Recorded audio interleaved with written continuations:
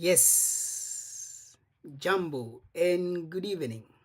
It is my hope and prayer that you are well and that the end of the year has come to you in good health and that the Lord has continued to bless you. So I have tuned in here briefly to just say thank you. Thank you because of your support. Thank you because of the journey that we have had together in 2024. Your online support through your comments, your engagement, your tuning in, your subscription, your likes, your sharing this content is really appreciated. And I just want to say, may the Lord bless you. And as you get into the new year, I pray that the Lord is going to be with you and that the Lord is going to continue blessing you and that the hopes that you have for the new year are not going to be disappointed. So as we come to the end of the year, I just wanted to register my gratitude to you for your continued support. And we look forward to a greater year in 2025 by God's grace. A few things that I have learned, they have come to me very strongly in the course of the year, and which I would like to carry on to 2025 by God's grace, is that number one, gratitude always wins. That is something that I have learned. That is something that has come to me in a new way.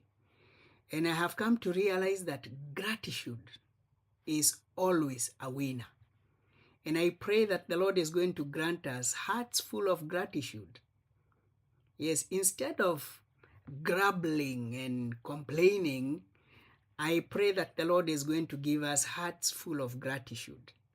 Ngoro cia ngatho icio niguo ndomwe ndirenda gukua from 2024 and getting into 2025.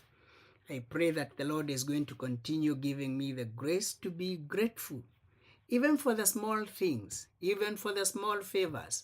So number one, gratitude. Number two, the second thing I have learned more deeply this year, and which I would like to move with into 2025 by God's grace, is that we need to forgive quickly when we are wronged. Yes, days are busy, days are stressful, yes. And so there are many people, there are many situations where we are going to be wronged. There are people who are going to wrong us. There are people who are going to step on our toes. I have learned that it is always better to forgive quickly and move on. And so I pray that even as we come to the end of the year, that you are going to lay aside your grudges, and in their place, you are going to have forgiveness. I know there are people who have wronged you. Please find it in your heart to forgive them. Number three, not only are we wronged, but we also wrong other people. And so in 2024, going into 2025, it is my prayer that I will be able to see my mistakes quickly, apologize quickly, without justifying myself, because there is always this temptation to justify why we have done what we have done, whereas indeed what really was required was an apology. And so as we get into 2025, may the Lord help us and give us the grace to say sorry, and so that we can move on. But number four, and the final point, something that I have learned more deeply in 2024 is to trust God, because He has been there. There is no situation that is going to get God by surprise. Even the things that we don't know about in 2025, in God's arithmetic, 2025 has already happened. God is not bound by time. And therefore, whatever it is that we are going to face in the year to come, God already knows. For God, it has already happened. Therefore, we can trust him, and we can put our trust in him because he knows, he has been there. It is us who have not been in 2025, but God has been in 2025 and beyond.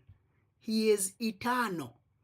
He is eternal in the past and in the future. He is eternal. He's not bound by time. And therefore you can trust him. So those are the 4 things that I have learned that I would like to carry on with me to 2025.